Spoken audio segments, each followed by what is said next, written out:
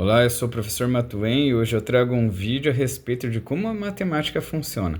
A maioria dos estudantes acredita que a matemática é uma ciência pronta e está acabada. No entanto, é ao contrário disso, é uma ciência que sempre está em evolução. E uma situação histórica é justamente um problema famoso conhecido como o Teorema de Fermat, em que demorou 300 anos para que ele fosse resolvido. Isso significa o quê? Que a matemática evoluiu para que fosse solucionado aquele problema. Novas ferramentas matemáticas foram descobertas. É assim que funciona. Mas como que funciona a matemática? Então, eu vou trazer aqui para vocês como que funciona. Aqui eu tenho um triângulo e esse triângulo representa o que nós chamamos de teoria. Bom, essa teoria ela tem vários níveis. Ela começa aqui de baixo, aqui é uma base, e vai expandindo, vai aumentando cada vez mais. Isso é equivalente a um prédio. E como funciona? Essa primeira parte laranja é o que nós chamamos de noções primitivas. São conceitos que não são definidos, apenas aceitos. Depois, a próxima etapa, azulzinha, são os axiomas. O que seria um axioma? É uma proposição aceita como verdadeira, a qual não admite demonstração. O que isso significa? É uma afirmação que é aceita como verdadeira e você não prova. Mas como que eu posso aceitar que uma coisa é verdadeira sem provar? Porque ela é uma coisa, digamos, básica. Num certo sentido, seria básica. Meio que intuitiva. Esse andar aqui, o verdinho, ele começa a ser construído a partir desses. São as definições. São termos específicos e criados das ideias acima ou de resultados obtidos. Mas como assim?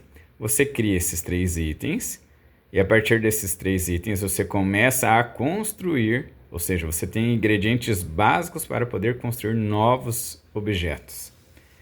Esses novos objetos são chamados proposições. O que é uma proposição? É uma afirmação que pode ser demonstrada e cujo valor lógico é verdadeiro. O que quer dizer?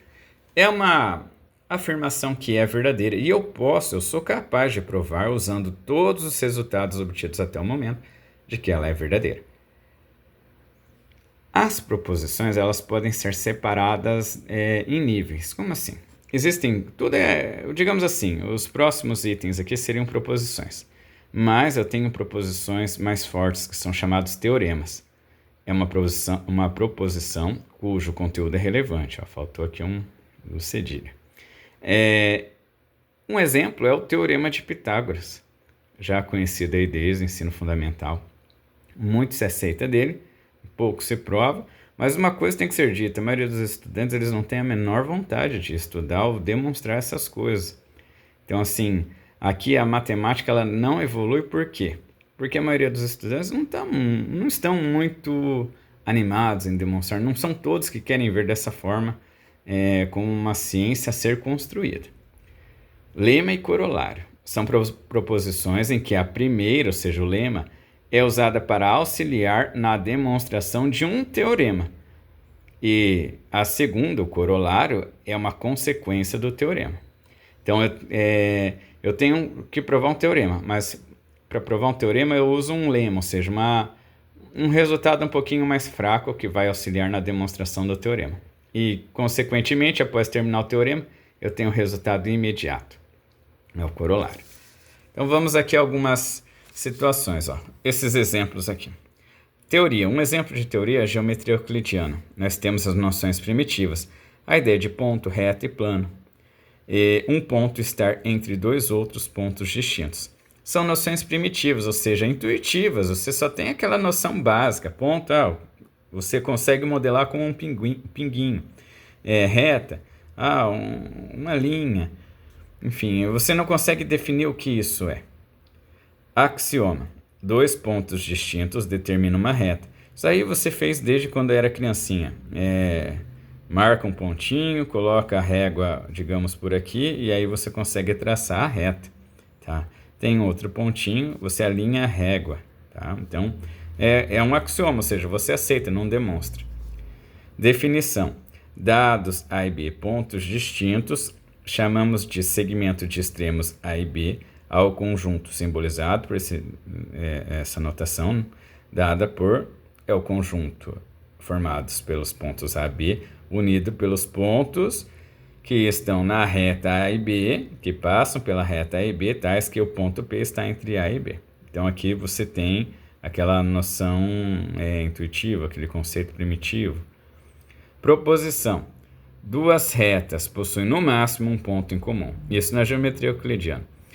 Demonstração. Sejam R e S duas retas.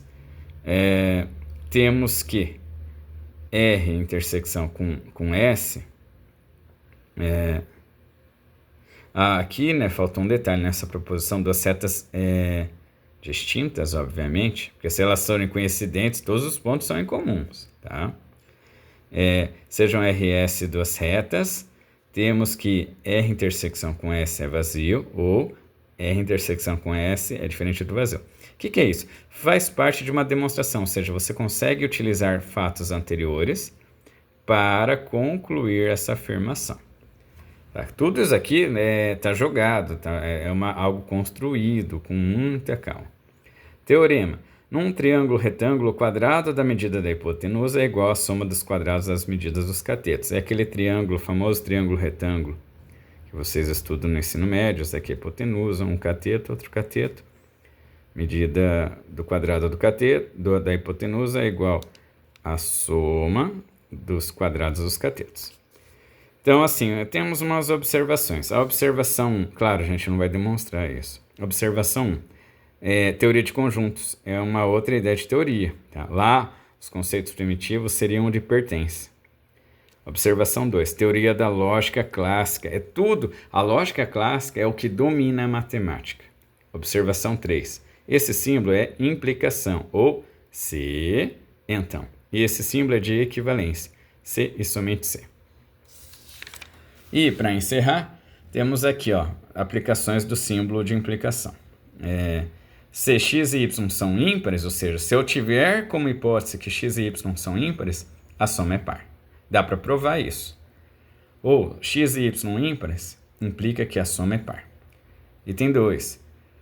Aqui é a ideia do teorema de Pitágoras, tá? Não vou nem mencionar porque já está escrito. E a observação 4. A matemática evolui no tempo. Existe outro item aqui que é conjecturas. O que é conjectura?